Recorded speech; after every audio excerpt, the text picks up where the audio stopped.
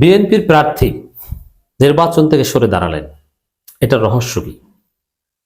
এটা থেকে কিয়াস করলে স্পষ্ট বোঝা যায় যে তারেক রহমান এবং বিএনপির নির্বাচন নিয়ে নতুন শঙ্কা। এই প্রার্থী যেভাবে সরে দাঁড়ালেন, ধীরে ধীরে এক পর্যায়ে পুরো বিএনপি এবং তারেক রহমানও নির্বাচন থেকে সরে দাঁড়াতে পারে বিভিন্ন অজুহাত দেখিয়ে এবং নিজেরা বিভিন্ন এক্সকিউজ তৈরি করে।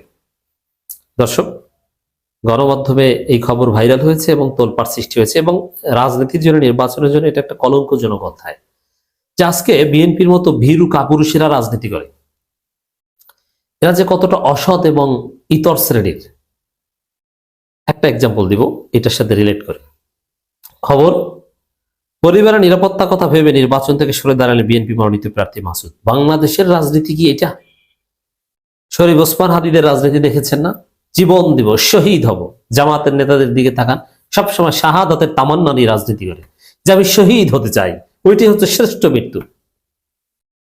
একজন রাজনীতিবিদের স্বাভাবিক মৃত্যু হবে না, এটা তার জন্য গর্বের নয়, আমি যেন শহীদ হতে পারি দেশের জন্য, এটা তাকে রাজনীতিবিদদের আকাঙ্ক্ষা। আর এটাই হচ্ছে রাজনীতি। আওয়ামী লীগের লোকজনও বলতো যে প্রয়োজনে আমি জীবন দেব, শহীদ হব।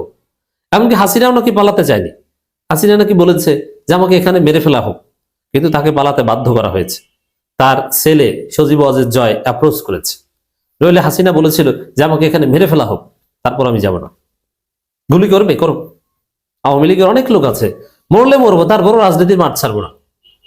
এবং অনেকে মরে তারপরও করে। ধর্মভিত্তিক দল তো আল্লাহর সন্তুষ্টির জন্য, জান্নাতে যাওয়ার জন্য শাহাদাতের তামান্না লালন করে। শরীফ ওসমান হাদিরা জান্নাতে যাওয়ার জন্য শাহাদাতের তামান্না লালন করে। কিন্তু আওয়ামী লীগের মতো ইসলাম বিরোধী দল, তারাও জীবন দিব তারপরও ক্ষমতা ছাড়বো না, জীবন দিব তারপরও রাজনীতি করব। জীবন নেয় এবং দেয়, তারপরও রাজনীতি ছাড়ে না। রাজনীতির বৈশিষ্ট্য, রাজনীতির হিস্ট্রি, রাজনীতির গ্লোরি তো এই জায়গায়। সেই জায়গায় বিএনপি প্রার্থী ভয়ে নির্বাচন থেকে সরে দাঁড়াচ্ছে, যেখানে বিএনপির নমিনেশন পাওয়া অত্যন্ত কঠিন। কেন কঠিন বিএনপির নমিনেশন পাওয়া? প্রচুর টাকা লাগে। টাকা না থাকলে বিএনপির নমিনেশন পাওয়া যায় না। টাকা লাগে কয়েকটা কারণ। একটা হচ্ছে তারেক রহমানকে ঘুষ দিতে হয়, কোটি কোটি টাকা দিতে হয়, জেলা কমিটিকে দিতে হয়, নইলে জেলা কমিটিতে ক্লিয়ারেন্স পাওয়া যায় না। উপরে তারেক রহমান হাওয়া ভবন, লন্ডন ভবনকে ম্যানেজ করতে হয়, আবার জেলা কমিটিকে দিতে হয় কয়েক কোটি। আবার নমিনেশন পেলে আপনাকে এলাকায় মাস্তান, গুন্ডা, বিএনপির ছাত্রী পালতে হবে, সেগুলো পালতে টাকা লাগবে। এত বৈধ টাকা বিএনপির সাধারণত কোনো নেতার নাই, দুই একজন আছে, যেন আব্দুল আউয়াল মিন্টুর থাকতে পারে।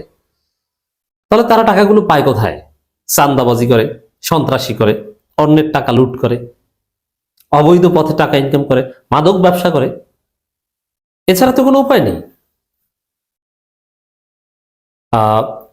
এই এত প্রতিযোগিতার মধ্য দিয়ে নমিনেশন পেতে হয়, এত টাকা পয়সা পেয়ে এরা তো মনে করে যে নমিনেশন পেয়েছি মানে আমি এমপি হয়ে গেছি, হোক আর না হোক। সেই নমিনেশন, যেখানে এক একটা আসনে বিএনপিরই প্রায় 10 জন 12 জন নমিনেশন প্রার্থী, এত প্রতিযোগিতার মধ্য দিয়ে নমিনেশন পেয়ে সে নির্বাচন থেকে সরে দাঁড়ায়, তো বিএনপি কোন মানের কাপুরুষের দল? ক্লিয়ার।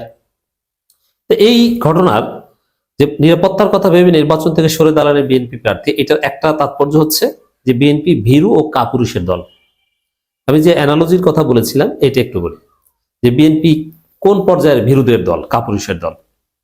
সুলতান সালাউদ্দিন টুকু ছাত্র দলের কেন্দ্রীয় সভাপতি এবং সর্বশেষ নমিনেশনও পেয়েছেন, বিএনপির প্রচার সম্পাদক সম্ভবত। এর মানে অল্প বয়সে অনেক বড় পোস্ট পেয়েছেন, বিএনপির মতো একটা কথিত বড় দলের প্রচার সম্পাদক হয়েছেন, এটা তো কম না। সে সুলতান সালাউদ্দিন টুকু স্লোগান দিচ্ছেন, আমরা সবাই জিয়ার সেনা, ভয় করি না বুলেট বোমা। তো কোথা থেকে যেন পুলিশ একটা বাঁশির ফু দিয়েছে, উল্টা দিকে ফিরে দৌড়।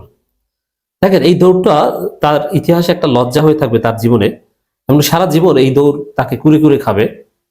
কেননা এই স্লোগানটা এমনিতে দাঁড়ানো অবস্থায় যদি হঠাৎ দৌড় দিতেন সেটাও ভিন্ন ছিল, কিন্তু এমন অবস্থায় যে স্লোগান দিচ্ছে আমরা সবাই জিয়ার সেনা, ভয় করি না বুলেট বোমা, এই অবস্থায় উল্টা দিকে দৌড়ানো, এটা তার জন্য খুব লজ্জা।